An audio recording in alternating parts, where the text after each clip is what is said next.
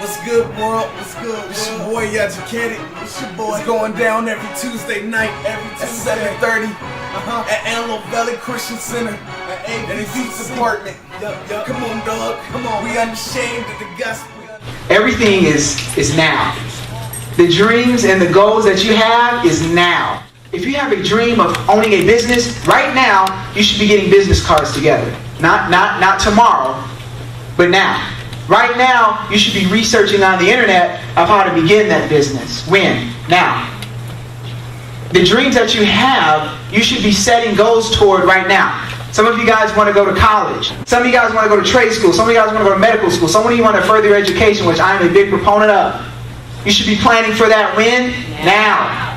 Because if you wait and wait and wait and it's something that you want, time is going to go on. And so I was learning that I got to get my ducks in a row. If I'm going to be doing what God wants me to do, it's now. Everybody say now. Now. Because when you get that mindset and that attitude, things become now. There's so many things that I've put off. There's a lot of things that I've been wanting to do on my home and stuff, and getting things installed and things of that nature, and things with, other stuff. And it's just like, I got to do this now. Like planning for vacations and stuff. And when I came back and my wife and I were talking, and she was like, I really want to go back to Hawaii. She's like, hello. I was like, when do you want to go? She's like, I don't know. I was like, now. I was like, I'm already planned for it. And I put out one of my financial goal sheets that I just did this past week. And on the 3 to 6 month plan, I had take my wife back to Hawaii. When? Now.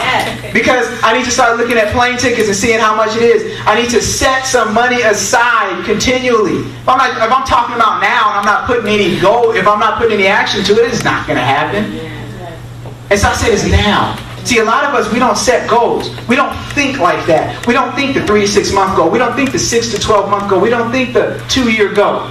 We're so focused on, oh, what am I going to do? When you put things on paper and when you see it, it's now.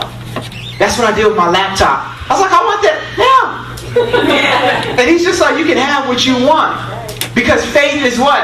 Now. Oh. That's right. Faith is what? Now. And see, when I was learning all this, God tied it in. He said, Tommy, faith is now. Somebody tell me what faith is.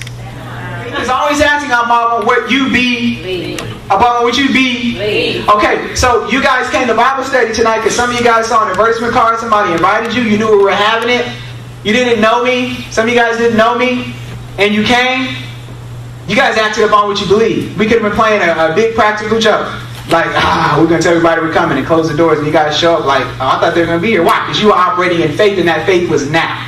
You sat in that chair. Nobody checked to say, oh my gosh, when I sit in it, is it going to fall? Is it going to fall apart? What did you do? You sat in it. Because that faith was now. If that faith wasn't now, you guys would still be standing like, no, I'm going to wait till tomorrow. I'm going to wait till God. I'm going to wait till, watch this, I'm going to wait till God moves.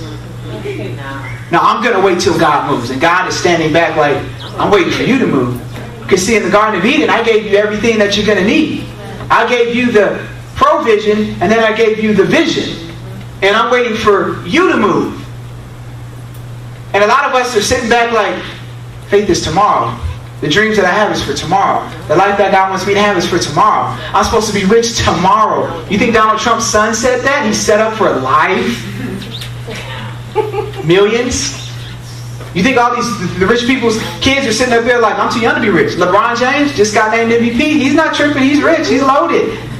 He's not like, I'm waiting until tomorrow to be rich. No, he's enjoying it when? Now. So we should be enjoying the life that God has for us now. We should be planning for it now. That should be our attitude. And as that has been my attitude every day, I've been planning on things that years ago I should have been doing. And I picked it right back up. I'm back researching LLCs for companies that I want to open. I ain't playing. I am not playing. I'm looking for the investment money that I have to have for it. I'm not playing. I'm looking at how to get better. I'm looking like DeAndre and I, and all of us and Pastor John and Ryan, we had gone down to Torrance that one time. We were all hanging out. DeAndre's like, I'm going to be the first one to give the first $1 million for the church, for the land, or for the building. We had the land, but the building. He's like, I'm going to be the first one to give the $1 million. And I was like, that's a great attitude. And the guy was like, I was just like, now. My goal is to give, and I gave a certain dollar amount. It's $3,500. within the next 6 months to our building program. How is it going to happen? I don't know. But I know that now is when I'm planning. And I know that it shall come to pass. You got to set goals. But I believe in shooting big. That's one thing that I like about Donald Trump. What are some things that we know about Donald Trump? He's what? Now, I'm glad you said that, because what I want to say is, how many of us say why we know that Donald Trump is rich over here? Huh? Because what? You see it. So you see the results of his wealth. Anybody over here? You heard it. So this guy is living the rich lifestyle financially. But see, God's deal is not just financial. When he says prosperity, is whole. It's having good marriages. So let's say that we were born into Donald Trump's family, or let's say that he was a business partner of ours. We go out to do a deal, and he's like, look, Tawan, I got your back. When you go invest into this deal, I'm investing with you. How much is the deal? You just call me up and let me know. The resources that I have, you have. And Tawan says, okay, no problem. Everybody say, no problem. With New York accent on it. He's like, okay, good. So when Tawan goes out and does some investments, Tawan, when you come up to an investment, let's say it's a house, this is real estate, and the seller's like, it's $300,000, give it to you.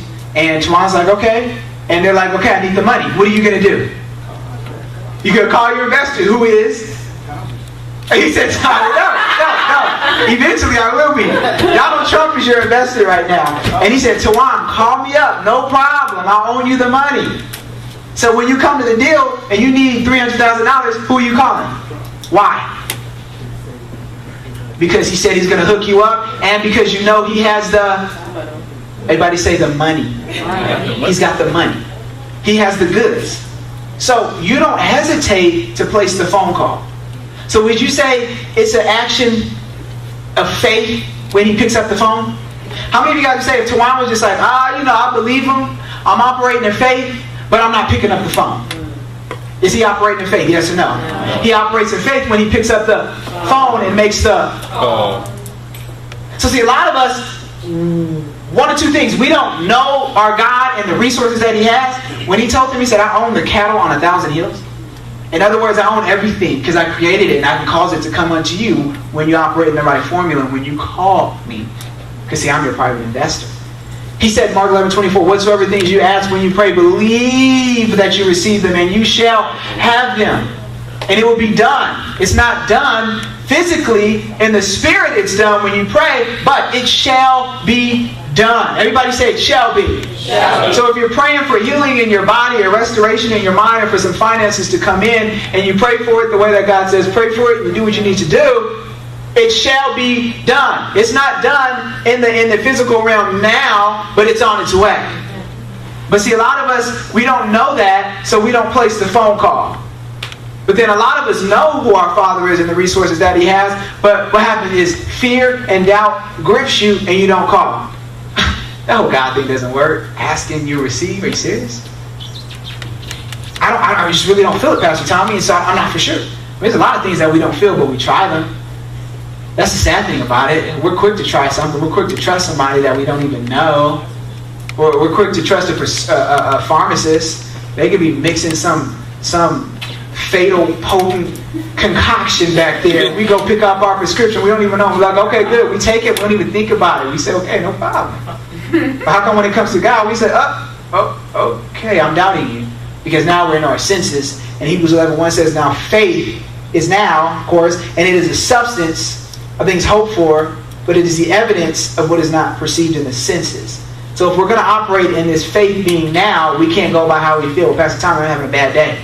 So I don't really feel like I can pray to God and this will happen. That has nothing to do with how you feel. You can be feeling like a mess. And the word is still true. Now faith is always now.